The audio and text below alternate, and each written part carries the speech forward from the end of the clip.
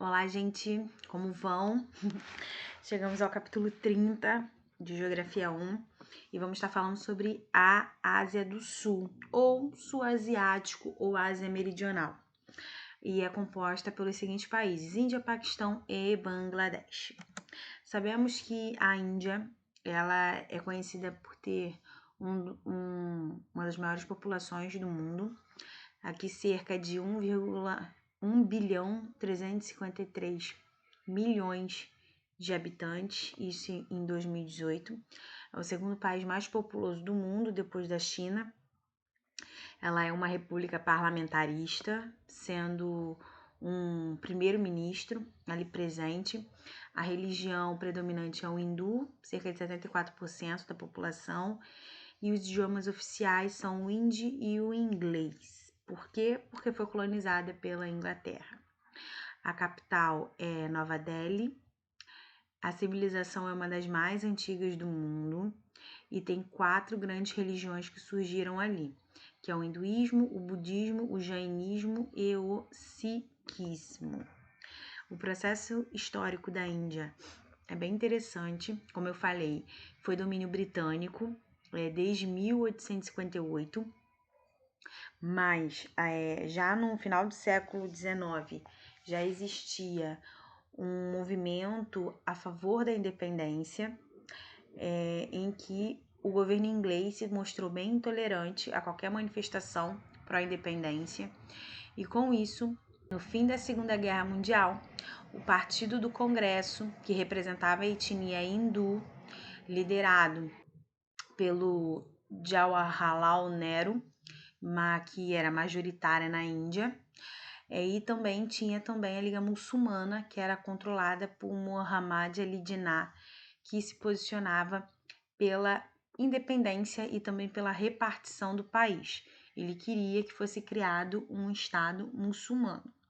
E isso era completamente oposto ao que Gandhi defendia, que o Gandhi ele queria que houvesse uma união, entre tanto os hindus quanto os muçulmanos, e o governo inglês queria a divisão do país, Lembrando que tanto o que hoje é o Paquistão, a Índia e Bangladesh, isso aqui tudo era de domínio britânico, isso aqui tudo era colônia britânica. Então, quando teve a independência em 1947, houve a divisão, em 3 países. Houve aqui o Estado muçulmano, que seria o Paquistão, o Estado hindu, que seria a Índia, e aqui seria o Paquistão Oriental, que hoje é chamado de Bangladesh. Pegou o nome Bangladesh em 1971, mas entre a Índia e o Paquistão as relações são bem complicadinhas e essa má relação ocasionou em disputas territoriais entre esses 2 países, e isso resultou até guerras e também um conflito com a vizinha, que é a própria China. Mas sobre os aspectos populacionais, tem alguns dados interessantes. Por volta de 2050, é provável que a população da Índia ultrapasse a China, e com isso a Índia se torne a nação mais populosa do planeta, com mais de 1,5 bilhão de habitantes. Cerca de 1/3 dos indianos tem menos de 15 anos de idade e quase 2/3 têm idade inferior a 30 anos, mostrando que a população da Índia é uma população majoritariamente jovem. Muitos indianos vivem em grandes aglomerados urbanos, sendo Mumbai, ex-Bombaim, o maior deles, com mais de 15 milhões de pessoas residindo ali. E, no entanto, há outras cidades com populações superiores a 1 milhão de habitantes, como Calcutá, como Varanasi, Bangalore, que é onde é conhecido o Vale do Silício, Jaipur, Rajastão, que são alguns dos locais mais turísticos ali, tá? Nova Delhi tem mais de 10 milhões de pessoas, é a capital do país.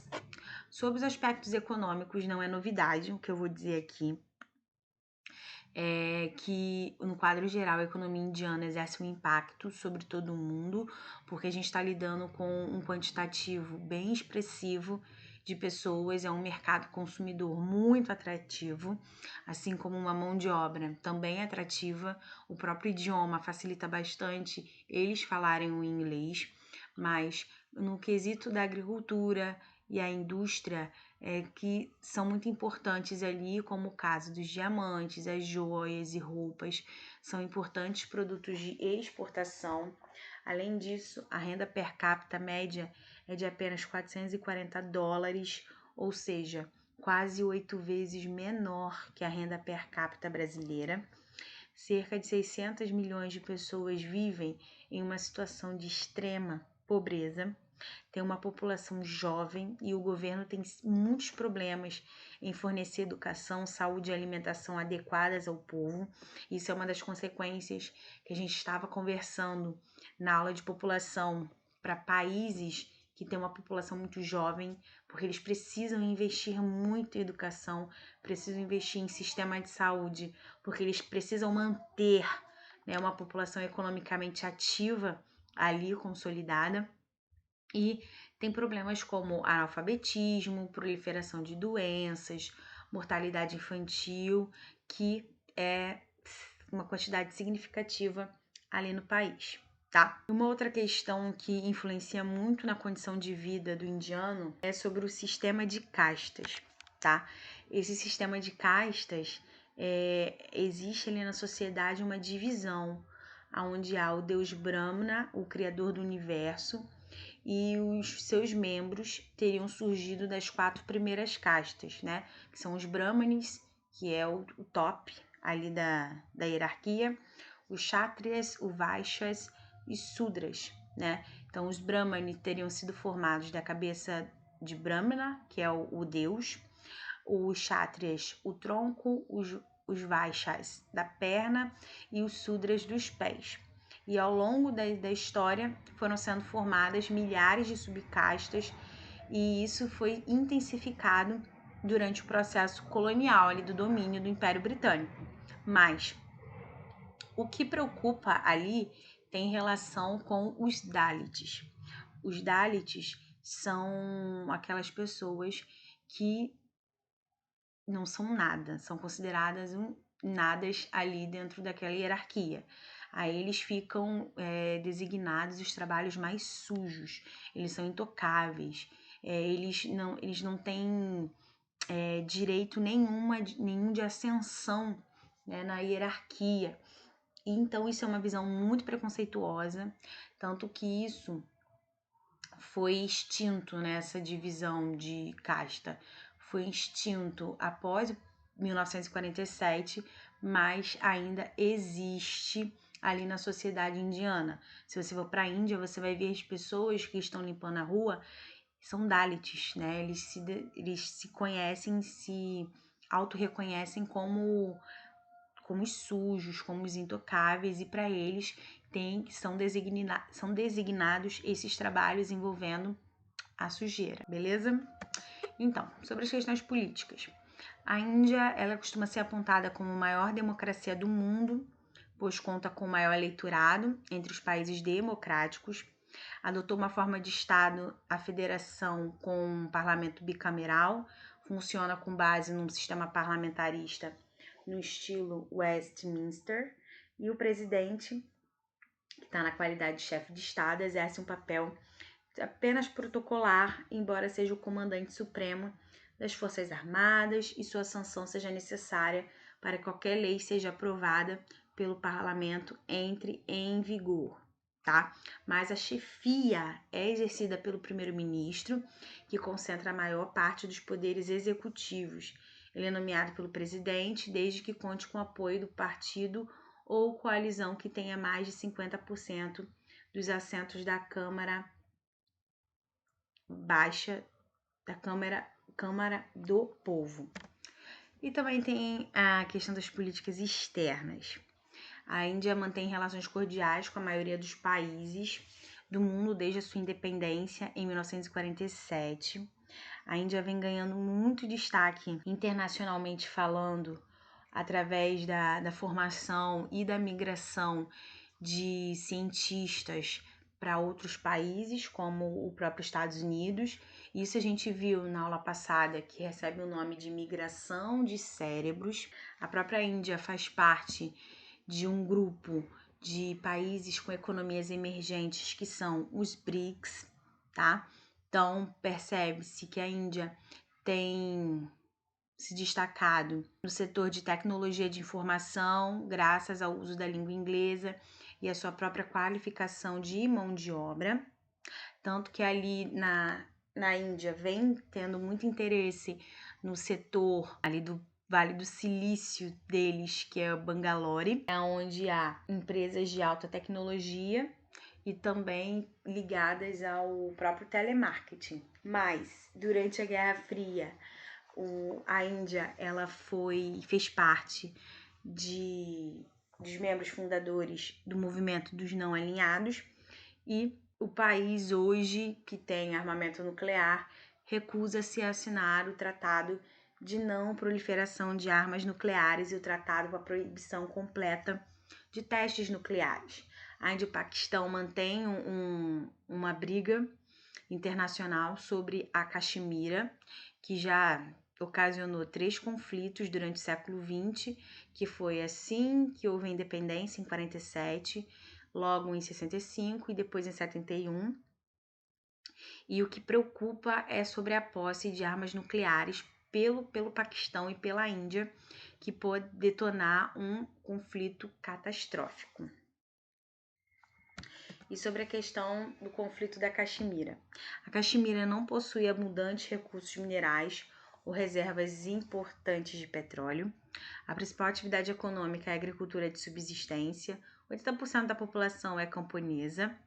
E a respeito da indústria, a Caxemira tem uma industrialização bem incipiente, que é voltada para o mercado interno, tem um baixo nível de renda e assim tem pouca envergadura da indústria na região.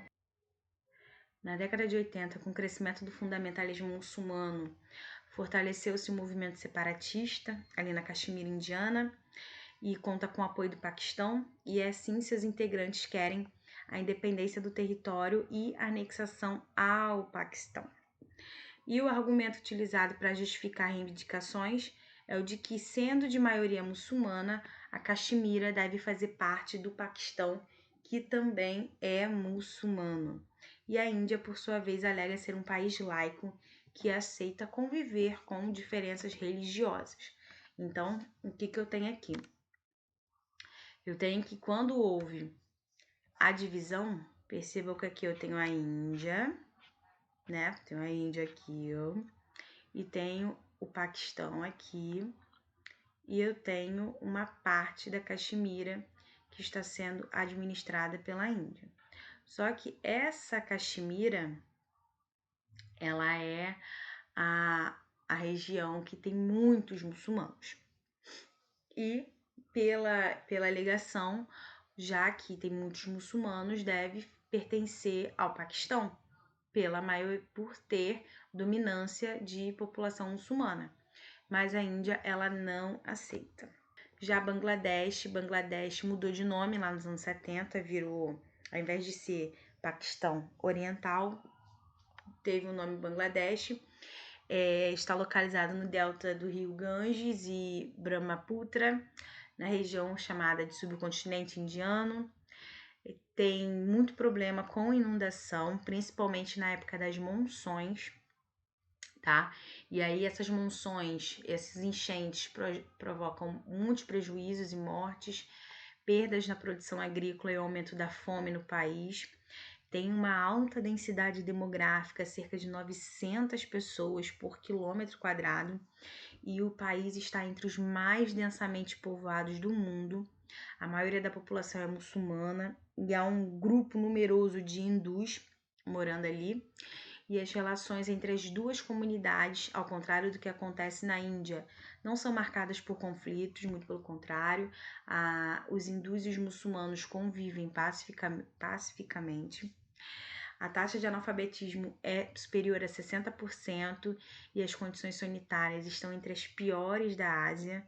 Então dizem que você não pode apertar a mão direita.